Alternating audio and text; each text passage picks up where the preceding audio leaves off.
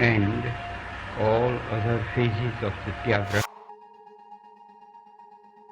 30 जनवरी 1948 की शाम को नाथुराम विनायक गोडसे ने मोहनदास करमचंद गांधी जी की राजधानी दिल्ली के एक प्रार्थना सभा से निकलने के बाद गोली मार के हत्या कर दी। आप सभी के मन में यह सवाल तो आता ही है, आखिर गांधी इतना बड़ा नेता और देश को आजादी देने वाला मुख्य नेता होने के बाद भी गोडसे ने क्यों मार दिया था। इसके ऊपर बहुत सारे रूमर्स है। जब गोडसे ने पुलिस के आगे स्टेटमेंट दिया था कि गांधी जी को उसने क्यों मारा, वो स्टेटमेंट कभी भी पब्लिक के सामने आने ही नहीं दिया, बल्कि कोर्ट में भी वो स्टेटमेंट पेश करने पर रोक लगा दिया। आखिर क्या था उस स्टेटमेंट पे जो उस समय के सरकार ने उसे बाहर ही ना आने दिया, चलिए जानते हैं।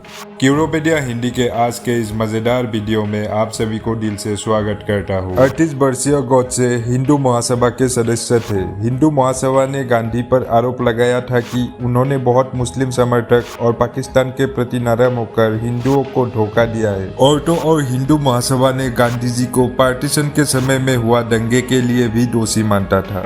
At the stroke of the midnight hour, when the world sleeps, India will awake to life and freedom. हत्या के एक साल बाद एक ट्रायल कोर्ट ने नाथुराम गोडसे और नारायण आप्टे को फांसी की सजा सुनाई थी और दिगंबर बागडे, गोपाल गोडसे, विष्णु खारकरे, मंडल फवा, इन चारों को आजीवन कारावास की सजा सुनाई गई थी। ये पूरे 6 आदमी के ग्रुप ने इस प्लान को अंजाम दिया था और मास्टरमाइंड था नाथुराम गोडसे। कोर्ट में जो स्टेटमेंट दिया था उसके मुताबिक हिंदू महासभा में शामिल होने से पहले गोडसे राष्ट्रीय स्वयंसेवक संघ या फिर आरएसएस के सदस्य थे, पर आरएसएस ने कह दिया था गांधी जी की हत्या करने से बहुत पहले गोडसे ने आरएसएस छोड़ दिया था। पर हाल ही में कुछ आरएसएस के सदस्यों ने गोडसे को देशभक्त कहा है और तो और एक एमपी ने भी गोडसे को गांधी जी की हत्या करने के लिए शाबाशी दी थी। यह सच में एक सोचने वाली ही बात है। अभियोजकों ने प्रमाण प्रस्तुत किए हैं, उनसे वह आरोप सिद्ध नहीं हो पाता।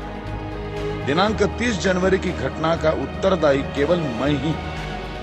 अन्य समय में भी मैंने न किसी के साथ षड्यंत्र किया है और न किसी की सहायता की है। अतएव षड्यंत्र का आरोप मैं अस्वीकार करता हूं। बताना आवश्यक समझता हूं कि मैं दिल्ली क्यों और किस प्रकार आया। इस बात को तो मैं सदा बिना छिपाए कहता रहा हूं कि मैं गांधी जी के सिद्धांतों के विरोधी सिद्धांतों का प्रचार कर रहा हूं। मेरा यह पूर्ण विश्वास रहा है कि अहिंसा का अति प्रचार हिंदू जाति को अत्यंत निर्बल बना देगा। गोडसे एक शर्मिला high school dropout Mahasabha में शामिल होने से पहले दर्जी के रूप में काम करता था और फल बेचता था। कोर्ट से पेश की गई स्टेटमेंट में बस ये लिखा था कि गांधी जी की हत्या में हिंदू महासभा या फिर आरएसएस के किसी भी प्रकार के कोई भी हाथ नहीं है। धीरेन्द्र झा, गांधीज एसेसिन किताब के लेखक, अपने किताब में लिखा था कि गोडसे एक डाक कर्मचारी पिता और एक गृहिणी माँ के पुत्र और वो आरएसएस के एक प्रमुख कार्यकर्ता थे। उन्हें संगठन से निकाले जाने का कोई भी सबूत नहीं था। मुकदमे से पहले जब पुलिस ने गोडसे को अरेस्ट किया था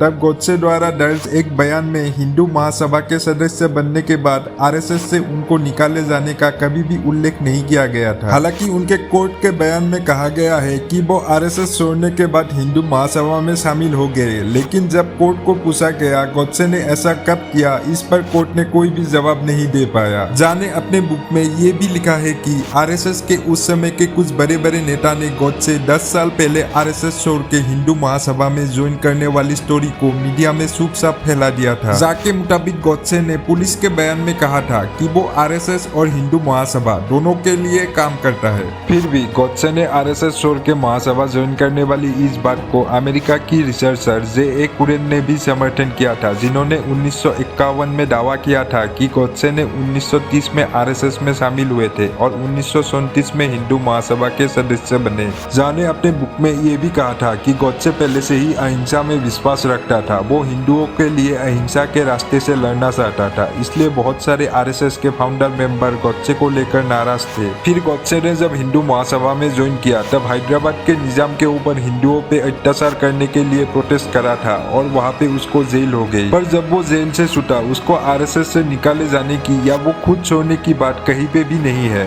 झा ने कहा था गॉडसे पहले आरएसएस के यूनिफॉर्म और आरएसएस के काला टोपी पहनता था, फिर बाद में वो धोती पहनने लगी, पर उसने आरएसएस के वो काला टोपी कभी भी पहनना बंद नहीं किया। ये बात दादा महाराज नाम के एक व्यक्ति ने भी पुलिस के आगे कहा था। झा ने अपने बुक में लिखा था जब गॉडसे फांसी पे सड़ने वाला था तब उसने आरएसएस के ऑफिशियल प्रार्थना को पढ़ा था। झा ने ये बात रखी थी कि हिंदू महासभा के भी अपने प्रार्थना थे, फिर भी गॉडसे ने आरएसएस की प्रार्थना को ही क्यों पढ़ा। हालांकि उसके पहले गांधी जी पे कई बार हमला हुआ था और उन सब में कोई भी प्रकार के आरएसएस के हाथ नहीं थे, तो ये सब दावा भी आज तक किसी ने प्रमाण नहीं कर पाया। हो सकता है इसमें सिर्फ गॉडसे और बाकी 5 मेंबर ही शामिल थे। जो भी हो, महात्मा गांधी जी के हत्या के आज 74 साल हो गए, लेकिन आज भी कोई इस बात को प्रूव नहीं कर पाया कि गांधी जी की हत्या के पीछे कौन थे। आपको क्या लगता है? कमेंट करके अपना राय देना मत भूलना।